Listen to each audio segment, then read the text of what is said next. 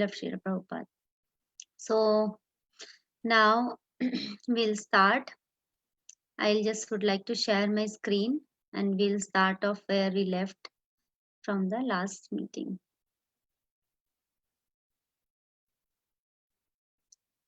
You're able to see my screen? I hope so. Yes, Mataji. Okay, thank Yes, you. Mataji. I'll just increase the volume. Yes, high, but I'm hearing very low.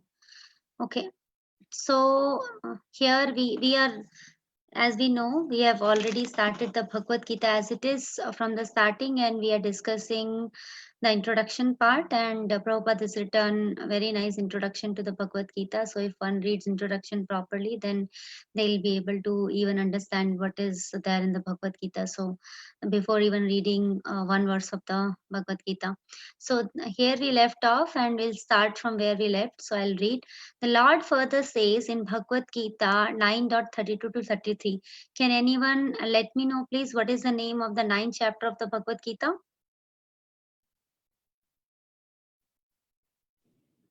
Does anyone remember? Purushottam Yoga? That is 15th chapter, Mataji. Okay, 13. Guhyagnanam, Paramaguhyagnanam. Yeah, it's a most confidential knowledge. So 9th chapter, because there are 3 parts. Karma Yoga has been described in the first 6 chapter, and the middle 6 chapter is Bhakti Yoga, and the last 6 chapter of the Bhagavad Gita is Jnana Yoga section, hardcore. So middle, like as we know, right? If we have some valuable thing, we will keep it always protected, right? So let's say if you have some jewel or some diamond ring or whatever very valuable to you, so what you will keep in a box where it has the box from the down and up, you have a lid, so in the middle you will keep that thing. So similarly Krishna has kept this a middle section as a bhakti yoga, because this is very important. And also in all those 6 middle chapter, this 9th chapter is exactly in the middle of those 6 chapters also. So 7, 8, 9, and then it follows with 11 and 12, 10, 11, 12, like that. It is in the middle. So and 9 chapter, right? We have 18 chapters, so 9 chapters is exactly in the middle. So there are very, very beautiful verses in the 9th chapter, and I'll just read out what Prabhupada has given here. Mam hi partha vipashritya ye api supapayoneya Sriyo Vaishyastata Shudras api yanti param gatim Kim punar brahmana punya bhakta rajrishyo tatha anityam asukham lokam imam prapya bhajasvamam. So this first verse what it says that, oh Pritha, anyone, who can take my shelter, anyone. So either they are the women's, or they are the Vaishya or the Shudras community. They can also take to this Krishna consciousness, and what they can attain? They can attain Param Gatim. So they can attain the highest destination. And what is the highest destination? To go to attain Krishna, to go back home, back to Godhead. So and even if we know just a little bit description, I would like to have for two or three lines. So we know that reformatory process happens, right? If you know that Brahminical thread has been given in the Brahmanas family in India, it is quite popular, and that in Hindi I think it is called Janyo. So that ceremony is there. So Prabhupada was mentioning one time that even that Brahminical thread, even though the woman is also in the Brahmana family, that thread is not given to the to women, but it is only given to the men. So there is a discrimination based on the society, other social custom. But here Krishna says, never mind, you are belong to any category, either you are Sri, like the a little lower birth that has been considered, but definitely in Krishna consciousness, no. Because Krishna says that, and we have so many different examples of the ladies who are a great devotee of Krishna, like Draupadi, Kunti Mata. So all these are, and we have more. So we have some examples about how they are the staunch devotees of the Lord. So Sri, either Vaishya or Sudras, who are even considered the lowest untouchables people, sometimes things, they can also attain the highest destination. So because what Chaitanya Mahaprabhu says, he says that who can become a guru? Who knows the truth of Krishna, or who knows Krishna in tattva. in that tattva, he can become the guru.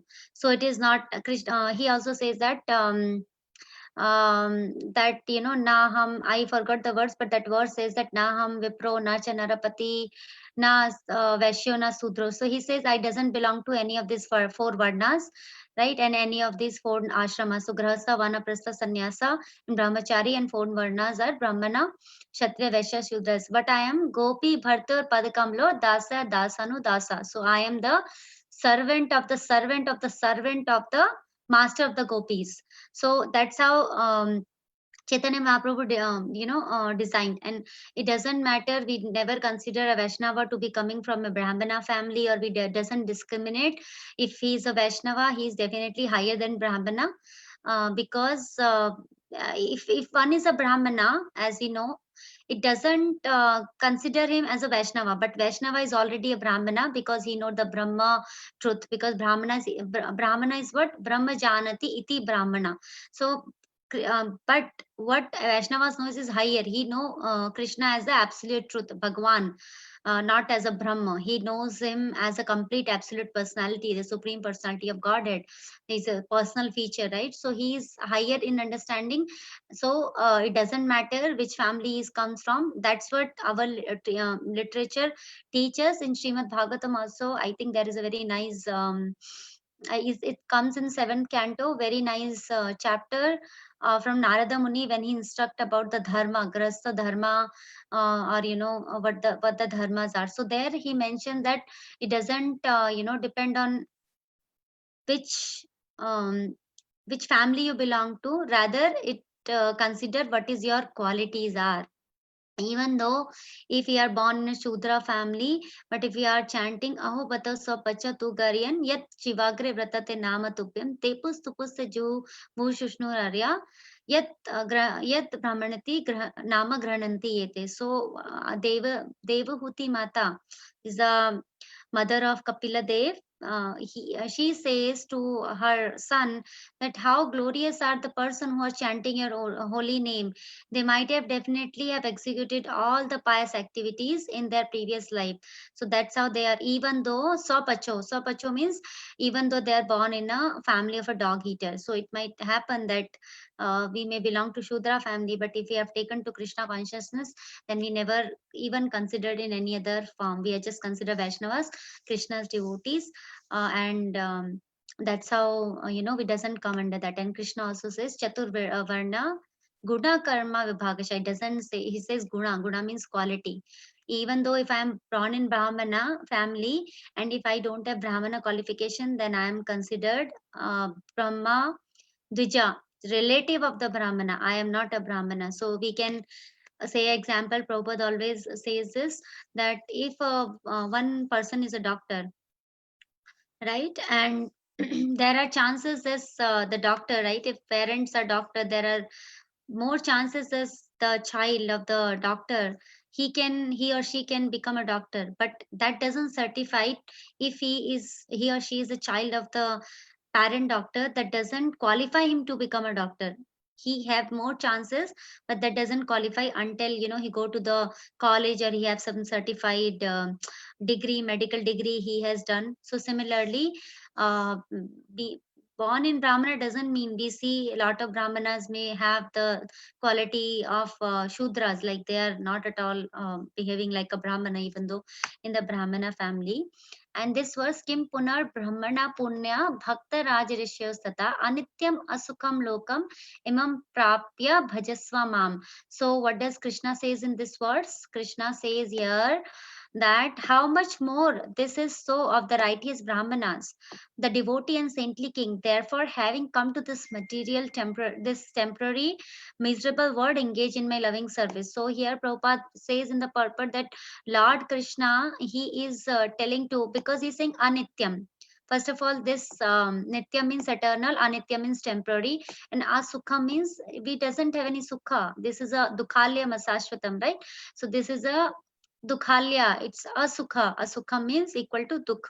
So this is a place of misery. So even though the people who have come in this material world, these righteous Brahmana, all these people, because he's Why he's saying this? The previous verse he's saying the Shudras can can attain the highest destination, right? So he's saying in this verse, after 30 to 33 words. So what shall I talk about the righteous Brahmana? They definitely, they come, even if they come to this material world, they engage in my service and they definitely will return to me. If the Shudra can return to Krishna, if the lowest class can return to Krishna, so what to talk about the devotees and the saintly king who have attained to this world, but definitely if they engage in Krishna service, their destination is Paramgatim. That's what Krishna is trying to say here in this verse. Okay. So we'll go back and we'll just read here. Thus the Lord says that even a merchant, a fallen woman, or a laborer, or even a human being in the lowest status of life can attain the supreme. One does not need highly developed intelligence. The point is that anyone who accepts the principle of Bhakti Yoga and accept the Supreme Lord as a summum bonum of life, as the highest target, the ultimate goal, can approach the Lord in the spiritual sky. We already discussed that. If one adopt the principle enunciated in Bhagavad Gita, he can make his life perfect and make a permanent solution to all the problems of life. This is the sum and substance of the entire Bhagavad Gita. So entire Bhagavad Gita, what it induces you to take the bhakti yoga process. It's so sasukham kartum avyam, right? It is joyfully performed. So in one of the verses in Bhagavad Gita, it says that sasukham kartum avyam. It's not that once you will be having your spiritual form, then only you can have the happiness. Even while performing this bhakti yoga process, I think 1-2 days before also we were discussing that even this can be done in this life itself. We can have the highest happiness, because this gives you a spiritual happiness. Because how much we want to squeeze the happiness out of our material body, we won't be able, that will not satisfy our soul. I mean, not satisfy ourselves, we are soul, right? So even though we try to squeeze how much happiness from the material body, we won't be able to. So and it doesn't satisfy our soul, because our soul is anandamaya bhyasat and it is looking for the spiritual happiness. So this is what has been discussed. That is the summum and bonum. What is the summum and bonum? That we have to take the teachings of the Bhagavad Gita and we have to make our life perfect. We are trying to make so many solutions, right? Balasya neha sharanam pitaru narsimha narthasya chatkam udvanti majotu nohu तप्तस्य प्रतिविधि तत् तप्तस्य प्रतिविधि तत् यः इहाञ्चश्रेष्ठास् तनु. So that last one is that tat vibhutanubhatam tat upekshaten. yeah, so tad vibhut anubratam tad upekshitanam. So that verse is spoken by Prahlad Maharaj in 7th canto. He says that verse to Narsimha Dev when he was pacifying. He says that this verse says that three example Prahlad Maharaj quote in this verse. What he says, even though if parents, right, we see if parents want to save a child, but they cannot save. Sometimes the medical conditions are like that. Even if they go to the highest qualified doctor or go to the highest doctor, but they cannot save the child. Because why? The reason has been given in the last line. So valasaneha sharanam pratoru narsimha nardhasya chadgam means if a physician, if a physician is there and if we want to give the medicine, that medicine doesn't save the child, sorry, that doesn't save any person. It is only on the Krishna's wish. Sometimes the doctor says that I have saved this person, but it is not the case. Then you have to say that I have also killed this person, right? When the operation is not successful, that is there in the divine hand is there. And the third is the boat cannot save a drowning man. So if he has to drown and die, then that boat cannot save. How? If that person has been neglected by Narsimha Dev or the Krishna, then nobody can save. Because they have not, the Lord has not been cared for them, right? So that verse says that. So Prahlad Maharaj speaks a very beautiful verse. So here also that is a temporary, and Prahlad Maharaj says even though we, in same words, even though we take the solution, that will be impermanent solution, that won't be the permanent solution for the life. So permanent, what is a permanent solution? The problem starts with when we come to this material, when we take birth. So janma mrityu jara vyadi dukkha doshanu darshanam. So with the birth there is a it's a package. It's not a birth. It's not just the happiness. It's just come with the old age and disease and obviously death. So it's a package deal. So that's how we have to make the permanent solution. In conclusion, Bhagavad Gita is a transcendental literature which one should read very carefully. Gita Sahasram Idam Punyam Ya Pathet Prayata Puman. If one properly follows the instruction of Bhagavad Gita, one can be freed from all the miseries and anxieties of life. Bhaya Shokadi Varjita. One will be freed from all the fears in this life, and one's next life will be spiritual. Gita Mahatmya 1. There is also further advantage. गीताध्ययनशीलस्य प्राणायामप्रस्य च नैव सन्ति पापानि पूर्वजन्मकृतानि च. If one reads Bhagavad Gita very sincerely and with all seriousness, then by the grace of the Lord, the reaction of his past misdeed will not act upon him. Gita Mahatmya 2. The Lord says very loudly in the last portion of the Bhagavad Gita, Sarva Dharman Parityajya Mam ekam sharanam vraja aham tvam sarva papebhyo mokshashami mahasucha. Abandon all varieties of religion and just surrender unto me. I shall deliver you from all sinful reaction. Do not fear. Thus the Lord take all the responsibility for one who surrenders unto him, and he indemnifies such a person against all reactions of sins. So let us discuss. We have discussed till those two verses of the Bhagavad Gita. Now we will discuss about the Gita Mahatmya. So what is Gita Mahatmya? Gita Mahatmya is, there are the 7 verses in Gita Mahatmya. It has been written by Adi Shankaracharya. And what does Gita Mahatmya means? A glorification of the Bhagavad Gita. So in the 7 verses, the Gita Mahatmya has been, defined, and Prabhupada very nicely give that in the introduction. Like in the end, we are almost at the end of the introduction. So Prabhupada is giving, glorifying Bhagavad Gita, as has been, quoting the verses from Shripad Shankaracharya. So what happens, right? Why we want to glorify the scripture? We want to glorify the scripture because it is very nice. It's a nice etiquette to glorify. Before we even start reading the Shastra, we have to beg mercy from the Shastra. Because what happens when we read? So let's say when we start reading Bhagavad Gita, so what happens when we read? The jnana reach just to our head. So how? But there is no realization, or there is no transformation of the knowledge in the practicality of our life. So that Vigyan is like the practicality of the jnana, or the knowledge which we have acquired from reading the Bhagavad Gita or Srimad Bhagavatam, in that matter from the Shastras. So, but Vijnana, when it happened, when the scripture ourselves give us a mercy to understand the scripture, right? Some people say that they know every 700 verses of Bhagavad Gita, but if you see them, their life will not be molded like a bhakti yogi's life is, right? So Krishna consciousness is not just reading for an hour or two. Krishna consciousness, bhakti yoga is the change of the lifestyle or the change of the consciousness. So it's not everything should roll center around Krishna. So so that Vijnana will come only by the mercy of the scripture. So the very, very big difference, because learning, it goes to our head, but what happens when some reversals comes, or life kicks us, then we won't be able to apply these knowledge in our heart, because we have not realized, we have not have complete realization about this knowledge of Bhagavad Gita.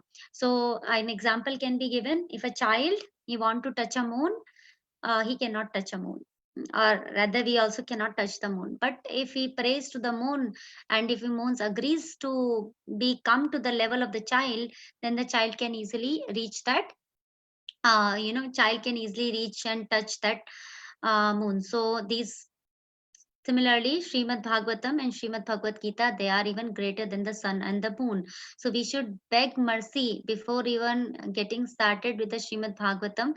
We should beg mercy, and we should pray at the lotus feet of Krishna, and we should glorify the scripture. And then if the scripture reveals then we'll be able to have that knowledge as a Vikyana or the implication, or the implementation in our life.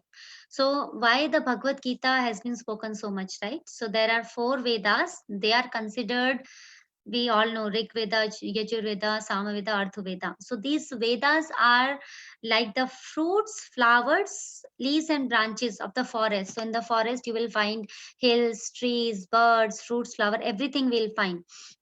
So all good principles of the Vedas, they are like the flowers in this forest. So we know there are 108 Upanishad, right? So these Upanishads are like the flower of those trees, and then when we make a garland out of this flowers, then it is called Gita Upanishad. Bhagavad Gita is called Upanishad, and it is the sar, the essence of all the Upanishads. So what does Upanishad means? Does anyone know what up means, or what up in Upvas, what does up means? Can anybody would like to share what does up means? It means to go closer. Yeah, thank you, Mataji. Very nicely explained. Up means to go closure. So upavas, when we do Ekadashi upavas, vas means to stay, right? We know vas karna, nivas vas. So upavas means closer to whom? Upavas is a Madhava Tithi. Ekadashi is the Tithi for the Krishna. So we have to stay closer to Sri Hari. So that was Upavash means. And Upanishad means sit closer and hear a secret. So this Upanishads are telling us. So there are some different names as also been quoted in Srimad Bhagavatam and Bhagavad Gita. Chandogya Upanishad, Manduka Upanishad, Shvetashwara Upanishad, Katha Upanishad, Kena Upanishad, and also Isha Upanishad. We are also reading that in Saturday. Jiva Mataji takes a class for Isha Upanishad. So these and all, but what is the essence of these 108 Upanishad is the Gita Upanishad. So it's very, very, very, very important opportunity for us to understand and learn the Gita Upanishad, Bhagavad Gita. And why it is so important? Because we know that Vedas come from the breathing of the Mahavishnu, and from Nectar of Devotion by Srila Rupa Goswami, we have read or we have heard that there are 60 qualities prominent. There are unlimited qualities, but 60 qualities has been talked about for Sri Vishnu. That are the prominent qualities. So, and oftentimes what happens earlier, I too had that experience. The Krishna is oftentimes referred to as the incarnation of Vishnu, and this concept is more you could see in India. So in India, people think that Krishna is the incarnation of Vishnu. So Vishnu has become Krishna, and like that. But it is absolutely wrong. What is the concept? Krishna, Bhagavad Gita, so many verses he describes. Mata parataram nanyatanaham sarvasya prabhuvo, and many other verses. Krishna says that he is the source of everyone, even for the demigods. He says in 10th chapter, I think second verse. So here we have to understand that Krishna has how many quality? 4 more than Vishnu, 64. So it's coming, the Vedas are coming from the breathing of the Mahavishnu. But where does Bhagavad Gita coming from? Gita is the song. We know, right? Geet means song. So Gita is a song of the God. It's just coming from the lips of Krishna. So how beneficial and it is for us, right? So it's just coming from the lips. It's very, very important because it's directly coming from the absolute truth lips. So that's how important is Bhagavad Gita. So we should not minimize, even though we think that okay, there are a lot of Bhagavad Gita's copy available, and here and there the classes are going on. Okay, we can learn this day, that day. No, we have to we have to know the importance of Bhagavad Gita. This is very, very important. And as we go forward, as we read the 2 verses from the introduction from Gita Mahatmya, we will try to understand those. So Krishna is incarnation of Vishnu? No, Krishna is not incarnation.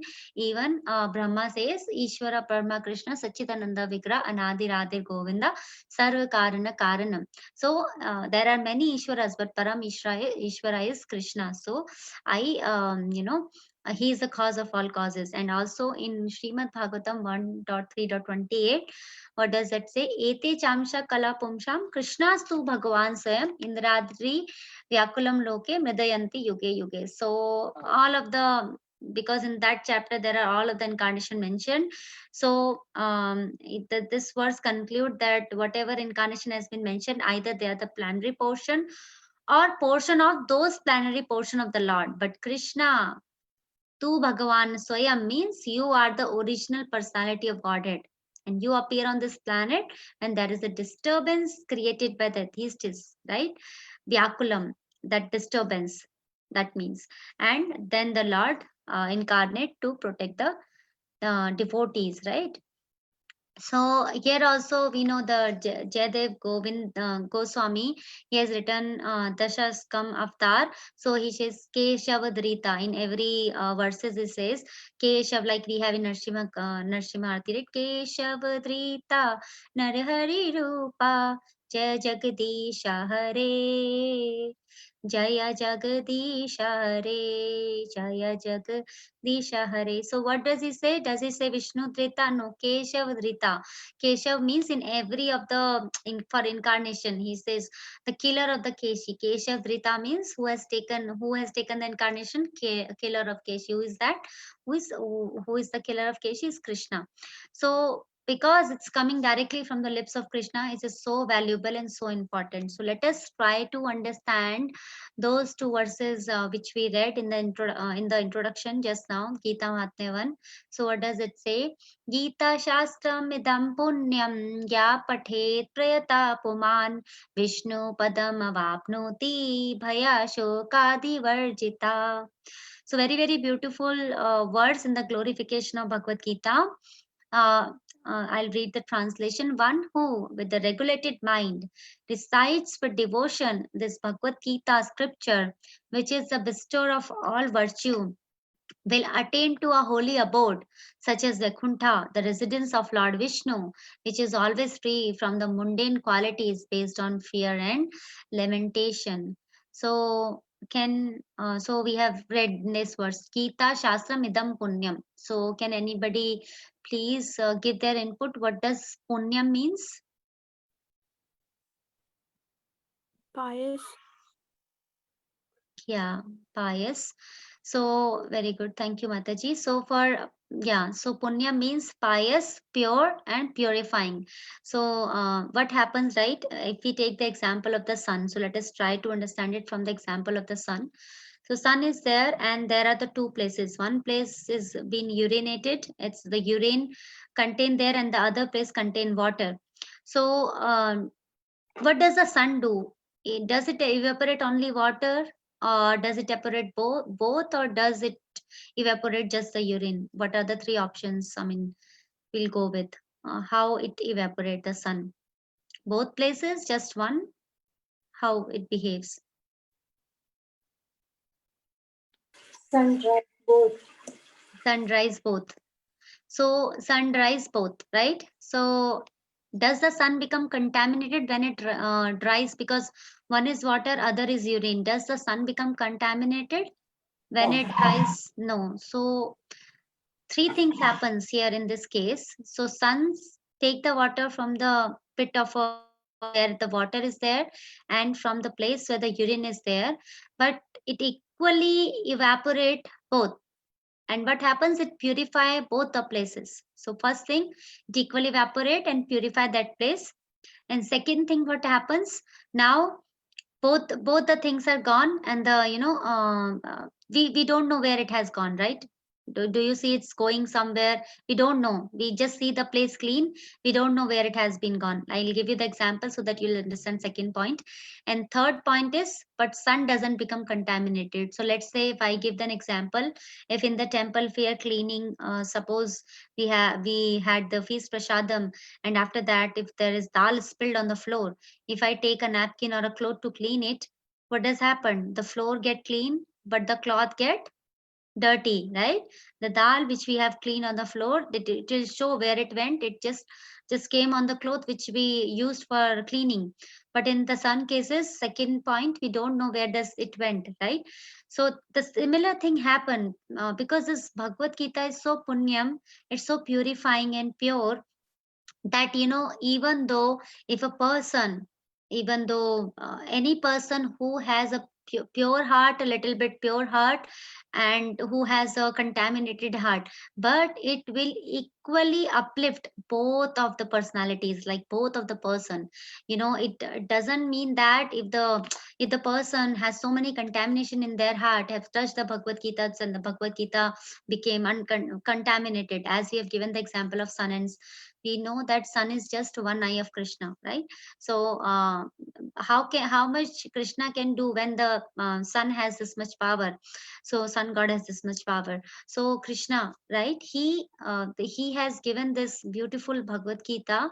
He has spoken and sung this Bhagavad Gita 5,000 year back, and yeah, it's very nice that in one day we are having this Gita Jayanti coming up on December 25. So, the same day when Krishna has spoken more than 5,000 years ago, he spoke to Arjuna. The same day has been coming as in one day after. So this Gita has a punyam. This Shastra is so pious and pure that it has the power to uplift anyone from the any level. So that's the power. And what does happen if we remember? We have read that it will just free you from the lamentation and the fear. Lamentation and fear. So what happens? Does Can anybody let me know why does fear arises, or how does fear arises in our life? Anybody would want to share, because I don't want it to be just I'm speaking, just so your thought is also we can hear. So Due to unrestricted attachment, Mataji. yeah, thank you, Mataji. So unrestricted attachment, and how the attachment belong. First, what happens? We hanker for something. So let's say, just giving an example. So let's say if I don't have iPhone, or if somebody don't have iPhone, they might be thinking if they take the iPhone, they'll become so happy, right? So they have that hankering to have that new phone or whatever the latest model is. So that gives up. Okay, once they get it, now they have the fear, because until they didn't have, or you can take the example of the car was there in the with the dealership. The day you signed the car and something happened on the next day, I mean, we'll have so much of fear, right? I have a new car or new phone, something happens to this, somebody might stole it, or my car might get damaged or something like that. So some example, so let's stick to the phone example. So maybe if in India, right, it happens, the pocket because will be there. So they'll be thinking that my earphone, they have that fear to maintain that, that fear to maintain that iPhone status. I have the iPhone, now I should maintain that. Fear is there, and lamentation comes. Okay, it could happen that iPhone get lost, so then lamentation comes, right? We will be weeping and crying. Okay, my new phone or my new car has been damaged. So these three things happen. But in this verse of Gita Mahatmya, what it has been mentioned, that the which is always free from. So why? Because this material word or this mundane word is always based on the fear and lamentation or hankering. But what happens when we recite with devotion? It has been mentioned with devotion, the Bhagavad Gita. It will give you all the virtue to us, and it will also allow us to attain the holy abode of the Lord, Vaikuntha, right? Or Krishna Loka. So it will allow us to go to the spiritual world, and we will be getting free from all these mundane qualities which we are hankering and crying for.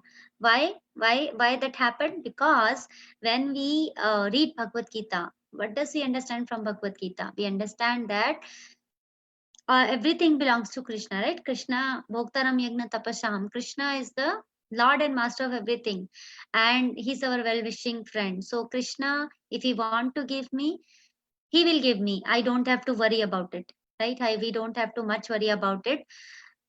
Krishna, if He want us to possess something, yeah, we will have that. And if His Krishna wants to take that, He'll take it away. So that kind of detachment will come. So not easy to come, but yes, definitely, as mentioned in the glorification, if with very much devotion, we will read the scripture, that's definitely going to come. And the similar verse also comes in Srimad Bhagavatam, first canto, 7th chapter, 7th verse. This verse says that Yasyaham Vashuremanayam Krishna Parama Purushe Bhaktirutpadate Pumsam Shoka Moya Bhayapaha. So this verse says that simply if we give the oral reception of this literature, here we are talking about Srimad Bhagavatam literature. So both are the similar kind of qualities. So if we read that scripture, give that oral reception to the scripture, what will happen? Devotional service, very, very loving devotional service to Krishna, to Lord Krishna, the Supreme Personality of Godhead, you know. He's Parama Purusha, right? It has been said in this as Krishna Parama Purusha. So the Supreme Personality of Godhead, loving devotional service will sprout in our heart. And once it is sprout in our heart, that will destroy or extinguish. What it extinguish? Shoka Moya Bhayapaha. The fire. The fire is, we are burning in fire of lamentation, illusion, and fearfulness that will go away. So this is a very, very beautiful verse, like similar as we are reading that the fear and lamentation goes away from the first verse of Gita Mahatmya. That is what there in the Gita Mahatmya. So I would like to take a pause here before I go ahead. If anybody has any realization, comments, anything they want to share, add, corrections, please let me know. So we'll discuss and then Padmalochani, I have a question. yes, Mataji. So Sugopi said that unrestricted attachment causes fear. So restricted attachment doesn't cause fear. So, I mean, unrestricted means when we are, trying to go with everything. I mean, I think what Mataji mentioned, maybe with the unrestricted sense enjoyment, we are trying to get everything for our sense gratification. Maybe she can clarify more what she referred to. But what I understood is, unrestricted sense gratification when we want to enjoy our senses in an unrestricted way, that will cause the fearful condition, because we are not taking shelter. If we this go ill together. So Prabhupada says that the easygoing life and Krishna consciousness is go ill together. Like, if we want to enjoy our senses and at the same time we want to progress in spiritual life, that doesn't happen. It's just the like the opposite direction, right? East and west, like that. So just the opposite direction. So Sugopi Mataji, would you want to add more when you said that? That's what I understood from your point, but if you have anything to add. Mataji, Yeah. Mataji, I was referring to Avirodha Priti and Virodha Yukta Krodha in the Nectar of Instruction. So I was talking about unrestricted attachment leading to anger more than fear. I Mhm. think. Yeah, because I was thinking that actually taking shelter at Lord Krishna's lotus feet removes all fear, Yes. Otherwise, there is, no matter what, there is some fear because there is some attachment. Yes, So Mataji. not just unrestricted attachment, any kind of attachment causes fear because you're fearful of losing it, Yes, but attachment to the devotees will open the gate for liberation. So that attachment. Right. I'm talking about material Mundane, attachment, yeah, I'm not talking about spiritual and transcendental Yes. attachment, Yes. any kind of material attachment, not just unrestricted attachment, but any kind of material attachment causes fear. And Yes. taking shelter of Lord Krishna's lotus feet, releases that fear. Bhajahu re man Shri Shri Nandanandan Abhay Charan Yeah, Very, very perfect. beautiful Yeah. song. Yeah. And Bhajahu Hari Pada Nitire. So that this song is very, very beautiful. Mom. Which is Yeah. Hare Krishna. Yeah, Tulsi, you have something to share? I wanna tell you that what does Gita Mahatma mean. Okay, tell me. I wanna ask you what is Gita Okay, you can Mahatma. ask. Gita Mahatmya means the glorification of the Gita. So there is one Acharya called Sripad Shankaracharya. He has written the glorification of the Bhagavad Gita that has been spoken by Krishna in the 7 verses. So what we read was just the first verse of Gita Mahatmya, glorification of Bhagavad Gita. Okay, Tulsi? Okay, ma'am. Thank you. Anybody Anyone else has anything to add, to correct? Okay. So we will read, because since we read in the introduction till Gita Mahatmya 2, so let us just discuss about Gita Mahatmya 2. So it says, Gita Dhyayana Shilasya Parmayama Parashyasya cha Neva Santihi Papani Purva Janma Kritani cha. So this Gita Mahatmya, the glorification of the Bhagavad Gita, second says, if one reads Bhagavad Gita very sincerely with all the seriousness, then by the grace of the Lord, the reaction of his misdeeds will not act upon him. I will free you from all sinful reaction. So also will not act upon him, and I will free from all sinful reaction is coming from which line of Bhagavad Gita? What is the line of the verse of Bhagavad Gita which says, I will free you from all sinful reaction? There is a verse in Bhagavad Gita 1866 which says that, Moksha Sai Ma. Aham tvam sarva papebhyo yeah, mokshayishyami. yeah, correct. So, Mokshe Shami Mahasucha. Yes. Sarva Dharman Parityajya Mam Ekam Shranam Vaja Aham Tvam Sarva Papebhyo Mokshe Shami Mahasucha. So, I will, fear you. I will free you from all sinful reaction, and do not fear. Just take shelter at me, give up all the other religion. So, this verse also we just read in the introduction. Prabhupada quotes after the Gita Mahatmya too, when he quotes this verse, he quote the same verse because it's in line with what the second verse of the Gita Mahatmya says.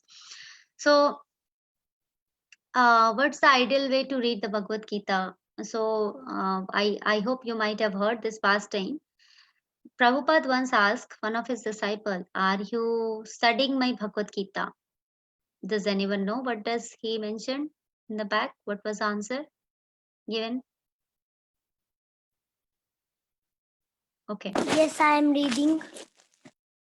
Yes, I am reading. And then Prabhupada again asked that, are you studying my Bhagavad Gita? He said, no. He said, yes, I am reading. So Prabhupada again with the raised voice, he said, are you studying my Bhagavad Gita? Then he said, it was just, he don't know what Prabhupada was expecting. So he said, yes, I am reading, Prabhupada. So he mentioned, do you know the difference between reading and studying? So what is the, can anybody would let me know what is the difference between reading and studying? What is the difference?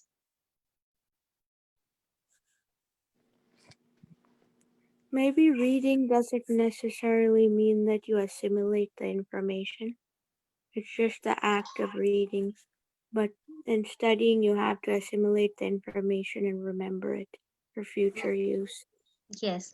So reading means like when we go through the newspaper sometimes, right? I mean, like, earlier maybe in India you see, and here also people go through, when we go through something or something which, we just go through it, right? Just, high level view, we just see, okay, this is like the reading, just like the reading a newspaper. And studying means as we study our academic books, right? Our course, wherever, if we are in the college, our college books, or if we are in the school, our school books, because we know that we have to study it, because we'll be referring it, it will be beneficial for ourselves, and it might also come in the exam. So that means the studying of the Bhagavad Gita. So Prabhupada, he was very, very strict, and he was very, very clear that his follower should quote from his followers should be like the lawyers, and they should quote from now and then, from left and right, from Srimad Bhagavata Bhagavad Gita. Quoting means supporting the verses. So whatever we are speaking from the Shastras. There is the evidence in the Shastras. So Bhagavad Gita and Srimad Bhagavatam. So we really should not take this Bhagavad Gita very, very of lower value, since you see that okay, Bhagavad Gita, so many copies are available. So this might be, uh, of no value or much value. This is because of the mercy of Srila Prabhupada, that or Krishna, that we have this Bhagavad Gita available, in so many languages now. So like the example has been given, a tribal lady will be there and she is just staying where all the sandalwood trees are. We know how valuable is sandalwood. So this lady think, oh, this I can cut this tree and use it as a bonfire, or use it as a, and just to lit up some fire. So that is so foolish. But she, because she's not understanding the importance, because she think that it is in abundance, that example can be given. But Gita is very, very rare, because it has been, so Krishna is so merciful, came onto this material world in the form of Vrindavan, and he didn't even came. He has left this Bhagavad Gita. When he has spoken this Bhagavad Gita, he is so people should not think that Bhagavad Gita is only has been told to Arjuna. This was all meant for us. Arjuna was put into Arjuna is an eternal associate of the Lord. He just has been put into illusion so that Krishna can speak Bhagavad Gita. See, Krishna cannot just go to anybody and speak Bhagavad Gita. There should be a qualification. What does Krishna says? Because you are my friend and devotee, that's why I'm giving you this knowledge. Krishna says, right? I think 2 to 3 times he mentioned in Bhagavad Gita. So because he will just speak, there should be a qualification of the person, because absolute truth is speaking to them. So that that same thing has been done. Arjuna has put into illusion, and then they, so that Krishna can speak Bhagavad Gita, right? We all know that they didn't have much doubt about Krishna being the supreme personality of Godhead. Arjuna, Kunti Devi, she has clear cut idea that Krishna is the supreme personality of Godhead. So I see I have some 5 more minutes. So what I'll do, I'll share my screen and I'll just read one more verse so that we can discuss that. So this verse says that all sinful reaction will go away, as Krishna also says. So we have to very, very, very nicely read the study Bhagavad Gita. So till now, we have read till here. Such a person against all, such a person, he indemnifies such a person against all sinful reaction. So we'll read the third verse of Gita Mahatmya. Mala nirmochanam pumsam jala snanam dine dine sakrit Gita amrita snanam samsara mala nashanam. So what does this verse says? One may cleanse himself daily by taking a bath in water. But if one takes a bath even once in the sacred Ganga's water of Bhagavad Gita, for him the dirt of the material life is altogether vanquished. This is the Gita Mahatmya third. So we have to clean ourselves, right? So what do? Every day we take bath. We need the soap and water to clean our body, right? So that's how we clean our body. But what about this mind? This mind is so much contaminated with so many different thoughts. How do we, people do not think. But Krishna also says in Bhagavad Gita that if mind can be your friend and enemy, because how you use the mind. And I think earlier I have mentioned, and I'm not sure, but this example is there where people think that in this life, this is my enemy, he is my enemy, she is my enemy, or they are my enemy, like that. But the greatest enemy is our mind, because Krishna. greatest enemy is our mind, because our mind would want to keep us in this material world. So if somebody is my enemy or your enemy, he'll try to kill us once, right? Once he'll kill us, but this mind kills us each and every birth. Why? Because this mind keep us bound in this material world. So because if I'm not controlling my mind, if I'm not thinking about Krishna, there is no way that I can go to Krishna, right? So this mind does not want to think about Krishna. He want to think about so many things in this world, my family, my this, my job, my this and that, so many things to think about, but not to think about Krishna. So this mind kills us in each and every life. So because I have to take birth according to what my mind thinks at the end of the end of my lifetime, or at the end of the this lifetime or that lifetime. So mind is our greatest enemy. What about cleansing our mind or purifying our mind? So it has been mentioned in this verse, whatever dirt is there, we clean it by taking jala snanam dine dine, right? So we take the bathe in the water every day, right? It's not I take today or tomorrow like that, or not take. Even in the summer, we have to take more time. And devotees sometimes take more than once. So you have to bathe every day to clean the body or to clean the dirt. But what about this when you take the bath, right, in the sacred water of this Bhagavad Gita, Gita Amrita? It's like the nectar of Gita. Sakrit means once if you take bath in this Bhagavad Gita, nectar of the Bhagavad Gita, then what will happen? All the dirt of the material life is altogether vanquished. So that's how when the all the dirt of the material life will get clear off, then we will be able to achieve our highest destination, right? That's that there is a all game of the mind.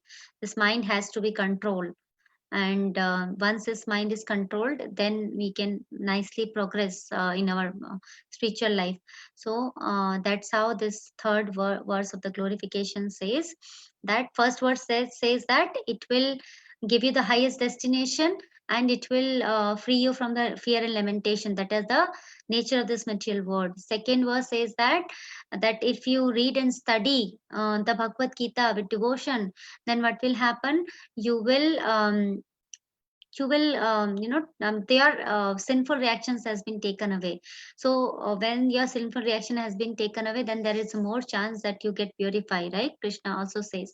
And third verse says that once if we bathe in the Ganga water of this Bhagavad Gita, then just once, for cleaning our body we have to take bath every day, even more than once. But just once if we take bath in this with all the seriousness, then all the dirt of the material life will get vanquished. So I would like to take a pause there, and since we are already at 7:55, and would like to see if anybody want to share anything or discuss what we have just discussed, anything on that. Yeah, I think we are on time, so we'll not start another verse now. So anybody has anything to say, share their realization, anything? Nice glorification of the Bhagavad Gita, Padmalochan. Yeah, thank you, Mataji. All given by Prabhupada nicely in the introduction. So you said this Gita Mahatmya is written by Shankaracharya, you said? Yes, Mataji, that's what I could get the information. It has been written by, when he written Bhaj Govindam, right? We have that, Mhm. he says Bhaj Govindam, because he was a staunch devotee of the Lord and he could not hide his devotion. So Mhm. that's how he also wrote this glorification of Gita Mahatmya. Yes, he wrote, Mataji, Shankaracharya. Yes, it's kind of surprising. Surprising, I know. But this is similar to when he says Bhaj Govindam, Bhaj Govindam, Bhaj Govindam. Yeah, Even though such he's a beautiful, yeah, that Bhajagovintam verses are so beautiful and so devotional. It's yeah, almost surprising that he would have propagated the Mayavada philosophy. yeah, but he did Obviously, yeah, he did it for a he did reason. Yeah. he did for a reason, Mayavadam. And there is one Mhm. verse which says that I will come as a Brahman, I will come as a Brahmana, and I will propagate the same theory similar to Buddhist philosophy. Mayavadam. I'm missing the verse. Mhm. There is one in the Kali Yuga. I'll go propagate. But yeah, because he could not hide his devotion because he's Lord Shiva, so he wrote this, Mataji. Mhm. Yes, surprising, right? Very nice glorification he wrote. Yeah, very nice. Yeah. And Bhajagovindam is also so beautiful. There's not an ounce of Mayavada in it. Yes, yeah. Okay. Anybody has anything to share?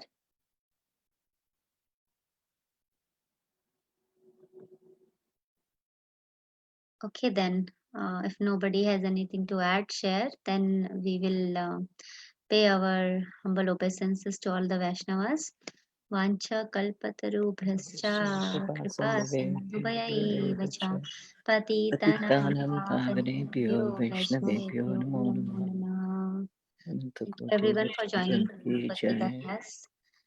Srila Srila Prabhupada Prabhupada ki ki jai, jai. Bhagavad Gita ki jai. Jai. Hari Hari Bol. Hari Hari Bol. Thank you so much. Hare Krishna. Ji Hare Krishna for attending every day. Hare Krishna Tulsi. Hare Krishna Tulsi. So Prabhuji is sharing the upcoming special program, Gita Jayanti, as I was saying. It's on Friday, December 25, and we have the summary given by one of our devotees, 7 to 9 a.m. Rasraj Prabhu, and also he will present all the summary of the 18th chapter. And then 10 to 3 p.m. we have the Bhagavad Gita verse recitation. We will chant all the verses with the English translation from Bhagavad Gita as it is. Thank you, everyone. So, Thank you. Hare Krishna. Hare Krishna Tulsi. I don't